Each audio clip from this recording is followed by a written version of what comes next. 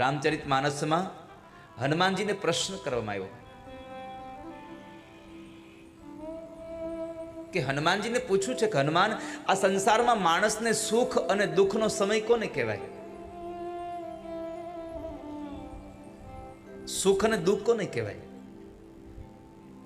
આપણને કોઈ પૂછે એટલે આપણા સુખ અને દુઃખની વ્યાખ્યા એક જ હોય. પૈસો આવે એને સુખ કહેવાય, પૈસો વયો જાય એને દુઃખ કહેવાય. આપણા ઘરે સંતાન જન્મે એને સુખ કહેવાય, અને એ સંતાન કદાચ આપણી પેલા મૃત્યુ પામીને જતું રહે તો આપણે એને દુઃખ કહીએ છીએ. પણ વાસ્તવિકમાં જો રામચરિતમાનસમાં હનુમાનજીને પૂછવામાં આવ્યું કે હનુમાન, આ સંસારમાં સુખ અને દુઃખની વ્યાખ્યા શું છે, તો હનુમાનજીએ કહ્યું છે, સાંભળજો. કહેવાય તો એમણે જવાબ આપ્યો કે આ જીવ જેટલો સમય ભગવાનને યાદ કરે છે એટલો સમય સુખ કહેવાય, અને આ જીવ જેટલી વખત બીજી વાતો કરે છે એ બધો સમય દુઃખનો કહેવાય છે. જબ તબ સુમિરન ભજન ન હોય. તો આ સંસારમાં જ્યાં સુધી ભગવાનનું ભજન છે ત્યાં સુધી સંસાર આપણો સુખમય છે. માણસો દુઃખમાં ભગવાનને યાદ કરે, પણ દુઃખમાં નહીં. પ્રભુને યાદ કરવાનો સાચો સમય સુખ છે. કેમ? તો કહે છે કે જે માણસ સુખમાં ભગવાનને યાદ કરે ને એને જીવનમાં કોઈ દુઃખ આવતું જ નથી.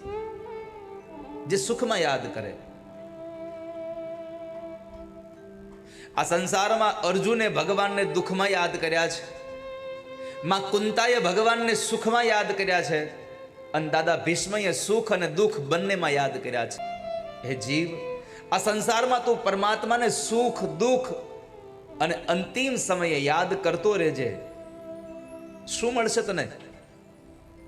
સુખમાં યાદ કરવાથી માણસને સદ વિચારો મળે છે. નહીં તો ઘણી વખત એવું થાય છે કે દુઃખ આવે એટલે સુખ આવે તઈ જ માણસ રસ્તો ભૂલી જાય.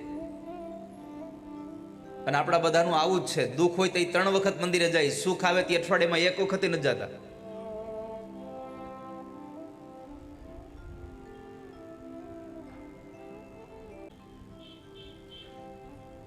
આપણે સામાન્ય એવી નોકરી કરતા હોઈએ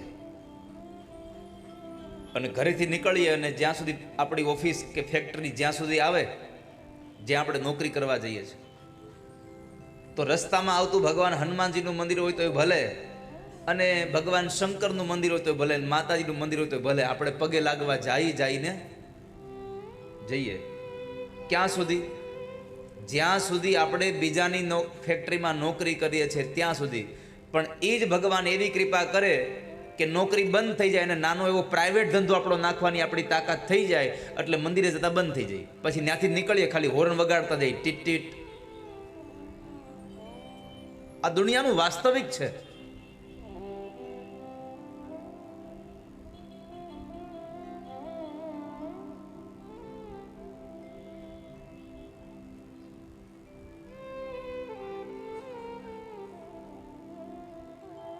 તો દુઃખ આવે ત્યારે ભગવાન યાદ આવે છે, સુખમાં ભગવાન વિસરાઈ જાય છે.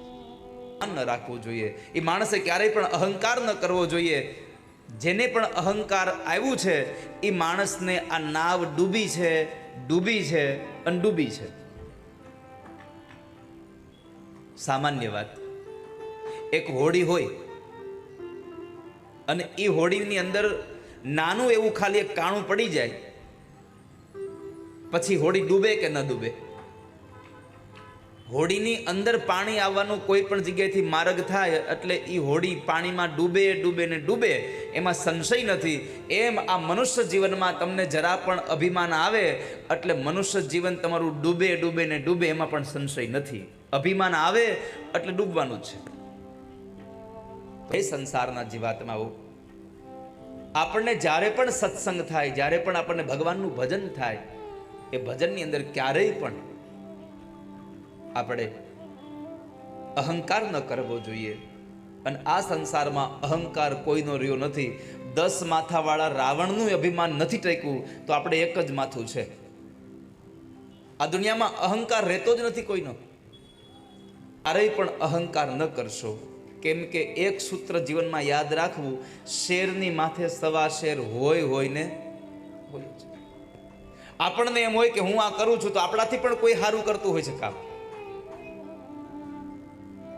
એટલે ક્યારેય અહંકાર ન કરશો કે આ કાર્ય મારાથી જ થતું હોય છે, અને આપણાથી જે કામ થતું હોય ને એ કામ બીજાને શીખડાવીને જવું.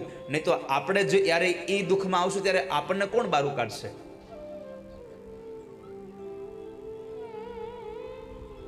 યાદ છે તમને પહેલાના સમયમાં? હવે તો વિજ્ઞાનનો યુગ આવ્યો એટલે લોકો જાગૃત થયા છે. નહીં તો પહેલાના સમયમાં વીછી કરડે ને એટલે આપણે ગામમાં વીછી ઉતારવા વાળા હોય એની પાસે જતા, અને એ વીછી ઉતારવા વાળા કોઈને વીછી ઉતારવાનું શીખડાવે નહીં પાછા. હવે તમે જ ખાલી વિચારો કે વીછી ઉતારવા વાળો પોતાની હાથે વીછી ઉતારી ન અગે અને પોતાને વીછી કરડે ને બીજાને શીખડાવ્યું ન હોય તો એને ક્યાં જવાનું? પણ મનમાં કેવું હોય કે મને આવડે છે, કોઈને આવડવું જોઈએ નહીં. આવું ક્યારેય ન કરશો.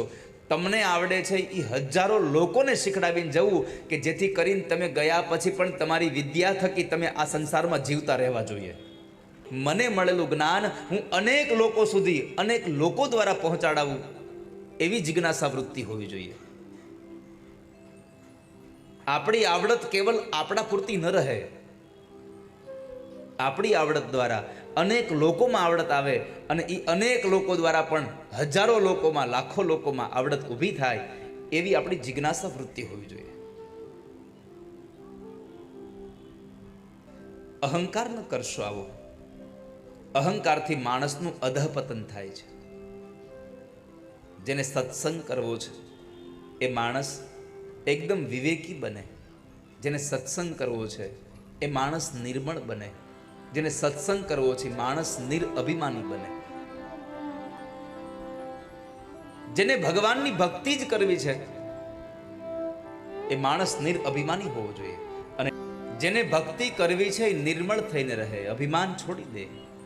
અને બીજું સૌથી શ્રેષ્ઠ વાત, એકમાત્ર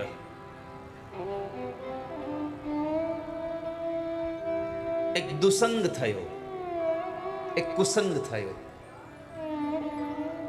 અને પોતે પોતાના માર્ગ ઉપરથી ચૂપ થઈ ગયો. પોતાના માર્ગ ઉપરથી હાવ ભ્રષ્ટ થઈ ગયો. અજામિલ બ્રાહ્મણ, નહીં તો પોતાના કર્મમાં તત્પર રહેનારો બ્રાહ્મણ હતો. પણ એક વખતના સમયે એક એણે ગણિકા સ્ત્રીને કામ વાસના ભોગવતા જોઈ અને પોતાનું મન એનામાં લાગી ગયું. પોતાના બધા જ સત્કર્મને મૂકીને પણ એની પાછળ રહ્યો છે. અને કામ વાસનાનું બાણ એટલું બધું તીક્ષ્ણ હોય છે કે એમાંથી છૂટવું અઘરું બહુ છે. મોટા મોટા ઋષિ પત્નીઓ પણ જો એમાંથી નથી છૂટી શક્યા તો આ સંસારનો માણસ કેમ છૂટવાનો હતો?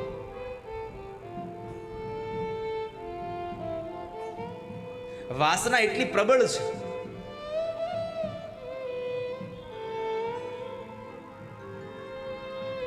સ્વયં વ્યાસના પિતા પરાશર એક માછીમારની કન્યામાં, મત્સ્યગંધામાં એટલા બધા મોહિત થઈ ગયા કે પોતાના તપોબળને લઈ અને ચારે બાજુ અંધારું ઉત્પન્ન કરી દીધું. વાસના જ્યારે પ્રબળ બને છે ત્યારે માણસ ભાન ભૂલી જાય છે.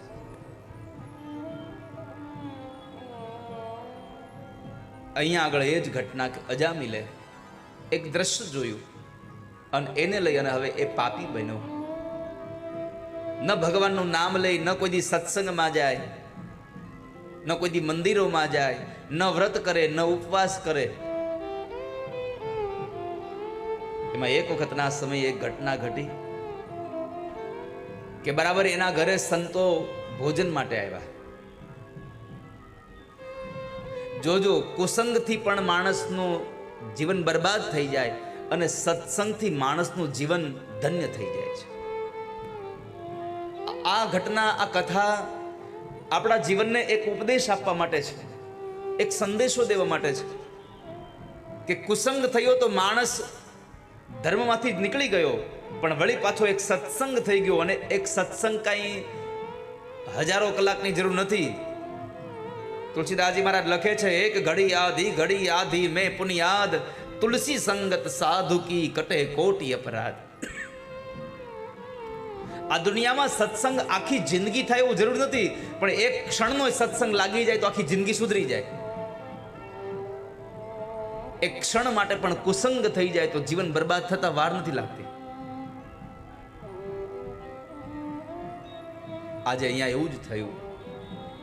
અજામિલને એક કુસંગ થયો અને માણસનું જીવન બરબાદના માર્ગ ઉપર ચડી ગયું. પણ વળી પાછી એક ઘટના એવી ઘટી કે એના ઘરે સંતો જમવા આવેલા અને એ સંતોએ અજામિલ પાસે દક્ષિણા માગી કે અમને દક્ષિણા આપો. અજામિલે કહ્યું કે તમારા આ ભગવા કપડા, આ તમારા ગળામાં રહેલી માળાઓ, આ તમારા હાથમાં રહેલા કમંડળ, આ બધું લઈ નથી લેતો, એને દક્ષિણા સમજી અને વયા જાઓ. પણ ત્યારે સંતોએ કહ્યું કે ભાઈ, અમારે કંઈ પૈસા નથી જોતા, અમારે પૈસા નથી જોતા, અમારે તો કેવળ એટલી જ દક્ષિણા જોઈએ છે કે તમારા પત્ની ગર્ભવતી છે અને જો તમારા ઘરે દીકરો જન્મે તો તમે એ દીકરાનું નામ નારાયણ રાખજો. અને આ સંસારમાં આમે કહ્યું છે કે સાધુ ભૂખા ભાવકા, ધનકા ભૂખા નાહી, ધનકા ભૂખા જો ફિરે વો સાધુ કહાવત નાહી. આ દુનિયામાં જે માણસ સાધુ બની ગયો હોય પછી પણ જો એને સંપત્તિની ભૂખ લાગે તો એ સાધુ નથી. આવું અહીંયા મહાપુરુષોની વાણી કહે છે. સાધુને તો ભાવની ઈચ્છા હોય, ભાવનો ભૂકો હોય. પણ અહીંયા સંતોએ કહ્યું કે તમારા દીકરાનું નામ નારાયણ પાડજો. એટલે અજામિલને એમ થયું કે આમે મફતનું છે, દીકરો આવશે તો નામ તો પાડવાનું છે, તો હાલને રાખી દેવું નારાયણ. એટલે સંતોને કીધું કે હા રાખી દઈશ, જાઓ. સંતોએ કીધું એમ નહીં, શું નામ રાખશો? તો અજામિલ કહે છે તમે જે કીધું એમ નહીં, બોલો નારાયણ. સંતોએ 3 વખત અજામિલ પાસે નારાયણ નારાયણ નારાયણ નામ લેવડાવ્યું. આપણને એમ થાય કે આ પરાણે નામ લેવડાવે એમાં કોઈનો ઉદ્ધાર થાય ખરો? પણ બહુ સીધું ગણિત છે. તમે બીમાર પડો અને ડૉક્ટર પાસેથી દવા લઈ આવો, પછી એ દવા તમને ભાવતી ન હોય એટલે તમે પરાણે દવા પીવો. દવા પ્રેમથી પીવો તોય ભલે અને પરાણે પીવો તોય ભલે, દવા પીવે એનો રોગ મટે. એમ નામ ભાવ કે કુભાવથી જેવી રીતે પણ લેવું એ લે, નામ લે એનું જીવન સુધરી જાય. વાલા ભક્તો, નામ લિયા ઉન સબ લિયા, સભી શાસ્ત્ર કા ભેદ, બિના નામ નર કે ગયા, પઢ પઢ ચારો વેદ. આ સંસારમાં ભગવાનના નામનો મહિમા છે. ઈશ્વરના નામ થકી કેટલા લોકો ઉગરી ગયા છે. ગમે તેવી સ્થિતિ આવે, ભગવાનનું નામ લીધું, કામ સફળ થઈ ગયું. અરે જુઓ ને જુનાગઢના નરસિંહ મહેતાને, કયું કામ અધૂરું રહ્યું એનું? એક કામ તો બતાવો મને કે નરસિંહ મહેતાનું કામ અધૂરું રહ્યું હોય. આ દ્વારકાથી જુનાગઢનું 52 વખત અપડાઉન કરાવ્યું છે. 1-2 વખત નહીં, 52 વખત ભગવાનને જવું પડ્યું હતું. તો એને ભગવાનમાં કેટલી શ્રદ્ધા હશે, કેટલા એને ભગવાનના નામ લીધા હશે.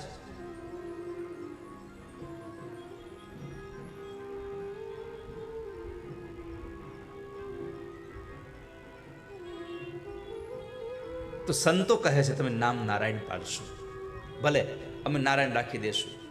સંતો નીકળી ગયા છે. સમય વ્યતીત થઈ ગયો. અજામિલના ઘરે એક સંતાન જન્મે છે અને એ દીકરો હતો. અજામિલને 9 દીકરાઓ હતા. આ 10મો દીકરો જન્મે છે અને એ 10મા દીકરાનું નામ એણે સંતોના કહેવા મુજબ નારાયણ પાડ્યું. અને નારાયણ નામ રાખવાથી પછી તો દીકરો મોટો થયો એટલે દીકરામાં આસક્તિ થઈ.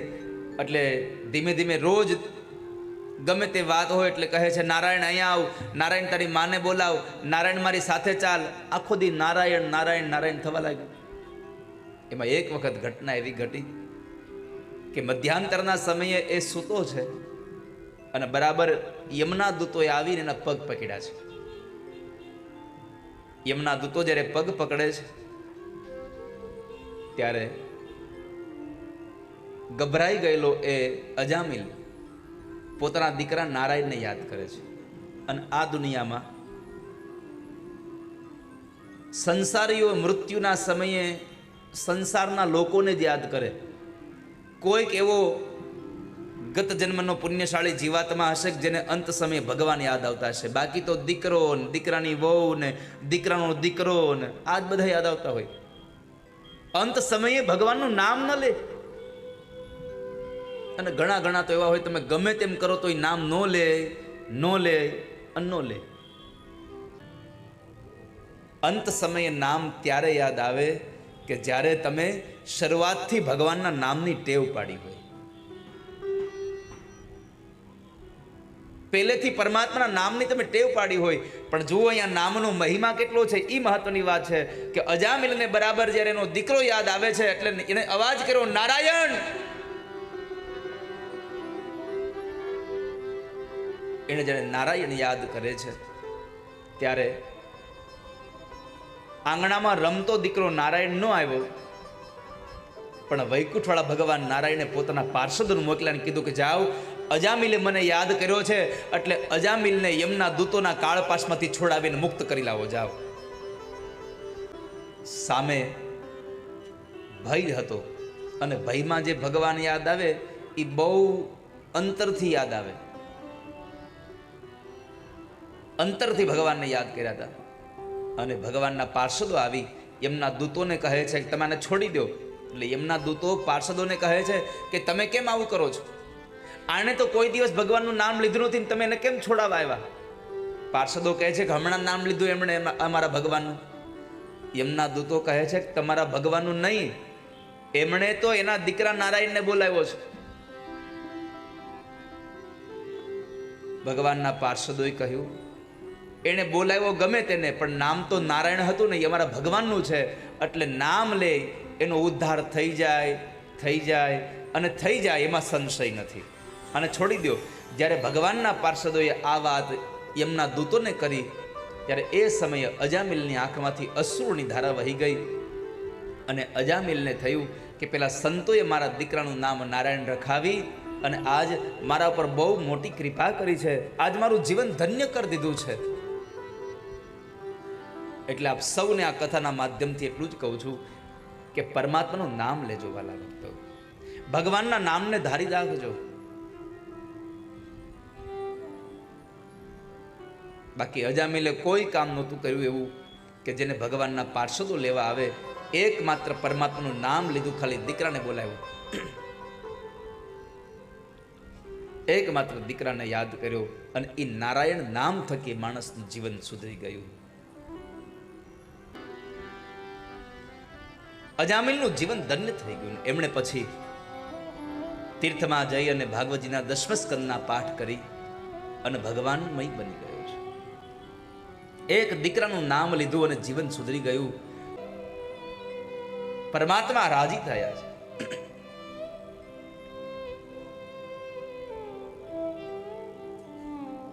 ભગવાનના નામનો મહિમા છે.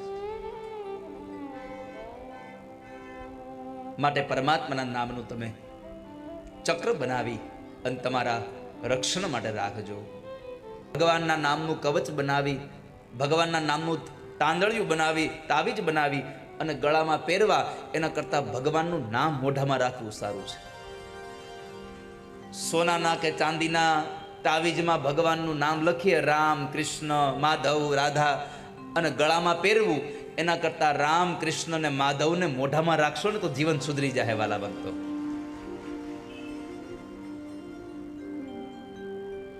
માટે ભગવાનના નામનું કવચ રાખજો.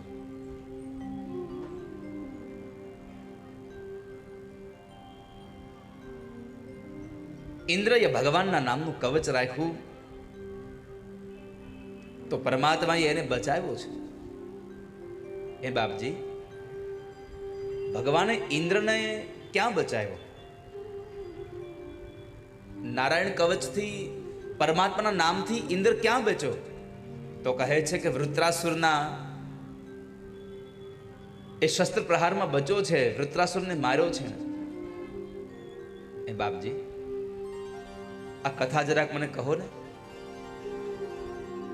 સાંભળ રાજા. વિશ્વરૂપ નામના એક ઋષિ હતા, મુનિ હતા, અને એ યજ્ઞ કરતા હતા. અને એ યજ્ઞની અંદર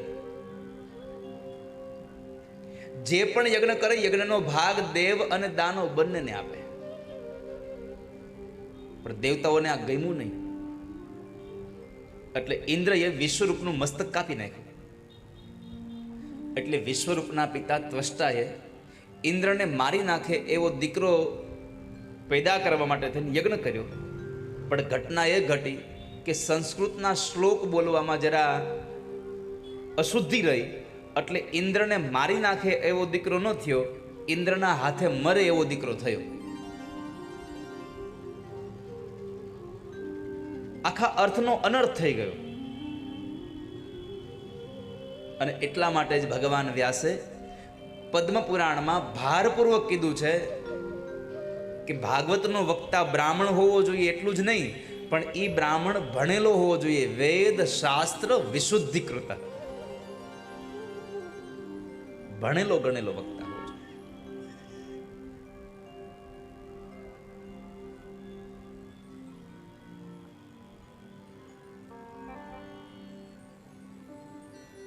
તો ઇન્દ્રને મારે એવો દીકરો નહીં, ઇન્દ્રના હાથે મરે એવો દીકરો થયો.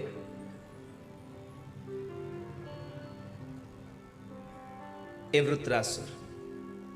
અને એ વૃત્રાસુર સાથે જ્યારે ઇન્દ્રનું યુદ્ધ થાય છે ત્યારે દેવ ભાગવતમાં લખ્યું છે કે એ વૃત્રાસુર ઇન્દ્રને હાથી સહિત ગળી જાય છે. એટલો મોટો વૃત્રાસુર હતો. પણ હાથી સહિત ગળી ગયેલા એ ઇન્દ્રને પોતાના પેટની અંદર જ્યારે ગળી જાય છે ત્યારે ઇન્દ્ર પોતાના વજ્રથી વૃત્રાસુરનું પેટ ચીરી અને બહાર આવે છે. પણ ઇન્દ્રની રક્ષા થઈ હોય તો એકમાત્ર સાધન હતું, ભગવાનના નામનું કવચ હતું એની પાસે, નારાયણના નામનું કવચ હતું. આ સંસારનો જીવાત્મા ભગવાનને સ્તુતિ કરે, આ સંસારનો જીવાત્મા પ્રભુની પ્રાર્થનાઓ કરે,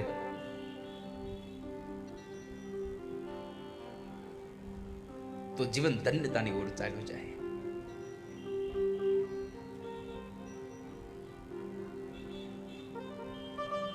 અહીંયા આગળ બતાવ્યું છે કે વૃત્રાસુર જ્યારે ઇન્દ્ર સાથે યુદ્ધ કરે છે,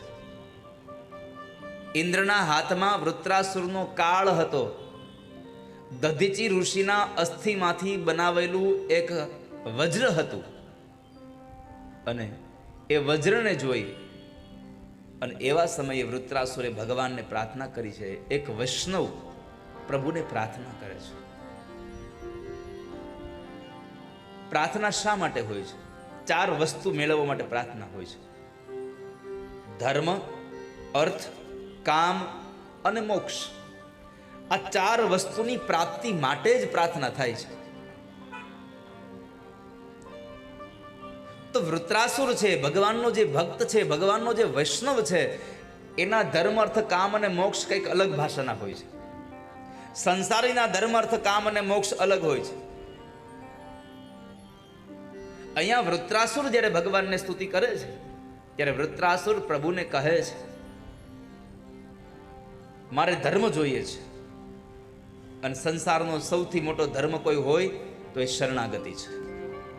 શરણાગતિ જેવો ધર્મ નથી આ સંસારમાં. વૃત્રાસુર કહે છે કે મન અને ઇન્દ્રિયથી ભગવાનમાં જે લાગેલો રહે એને ધર્મ કહેવાય. ભાગવતજીના પ્રથમ સ્કંદમાં દેવર્ષિ નારદે પૂછ્યું કે ધર્મ કયો? હે મહાપુરુષો, હે સંતો, મને બતાવો ધર્મ કોને કહેવાય? કયો ધર્મ? કયો ધર્મ? ત્યારે સંતોએ કહ્યું કે બેટા, આ સંસારનો સૌથી મોટો ધર્મ છે પોતાની ફરજનું પાલન. સાંભળજો વાલા વૈષ્ણવ, પોતાની ફરજનું પાલન કરવું એનાથી મોટો બીજો એક પણ ધર્મ નથી. પોતાના કર્તવ્યનું પાલન કરવું એનાથી બીજો મોટો ધર્મ નથી. માણસને પોતાનું કર્મ સમજાઈ જાય, પોતાનું કર્તવ્ય સમજાઈ જાય, પોતાની ફરજ સમજાઈ જાય, પોતાની નિષ્ઠા સમજાઈ જાય, તો એનાથી મોટો ધર્મ નથી આ સંસારમાં કોઈ. ભગવાન, મારી પ્રાર્થના છે, મારો ધર્મ શરણાગતિ છે, મને આપનું શરણાગત બનાવી દો.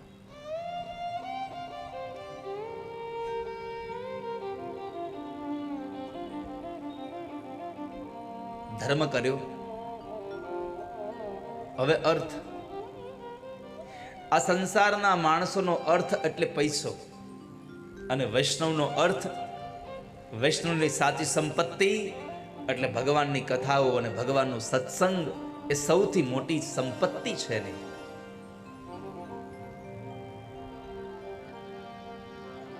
સૌથી મોટી સંપત્તિ જો કોઈ હોય વૈષ્ણવની તો એ ભગવાનનું નામ છે.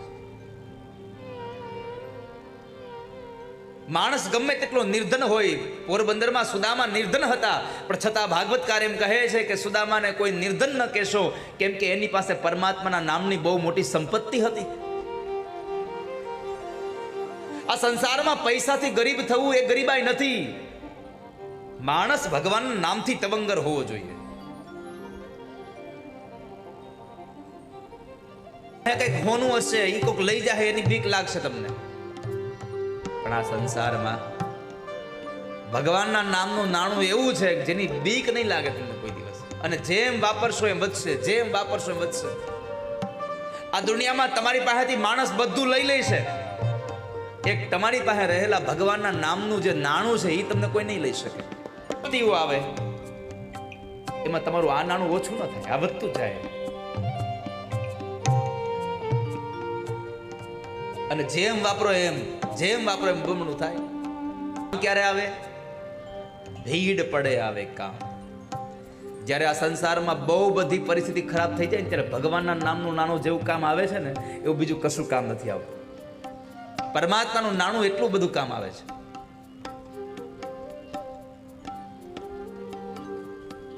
એટલે વૃત્રાસુર કહે છે કે અમારા વૈષ્ણવનો સાચો અર્થ, વૈષ્ણવનું સાચી સંપત્તિ જો કયું હોય તો એકમાત્ર ભગવાનનું નામ છે. વૃત્રાસુર કહે છે નનાક પૃષ્ઠમ નચ પારે મેષ્ઠ્યમ. ભગવાન, મને સ્વર્ગ નથી જોઈતું, મને બ્રહ્મલોકે નથી જોઈતું, ન સાર્વભૌમમ, આ ધરતીનું રાજ્ય તમે મને આપો તો મારે એ નથી જોઈતું. અરે કદાચ પાતાળનું રાજ્ય તમે મને આપો તો પાતાળનું રાજ્ય મારે નથી જોઈતું. મારે તો કેવળ તમારી ભક્તિ જોઈએ છે. જો તમારી ભક્તિ ન હોય તો મારે ન સ્વર્ગ, ન બ્રહ્મલોક, ન પૃથ્વી, ન પાતાળ, કશું ન જોઈએ. ન નાક પૃષ્ઠમ ન ચ પારમેષ્ઠ્યમ ન સાર્વભૌમમ ન રસાધિપત્યમ ન યોગ ન સિદ્ધિર પુનર્ભવમ વા સમંજસત્વામ વર વિરહય કાંક્ષ. ભગવાન, મને જોઈએ છે તો તમારી ભક્તિ જોઈએ છે, બીજું કશું જોતું નથી મને.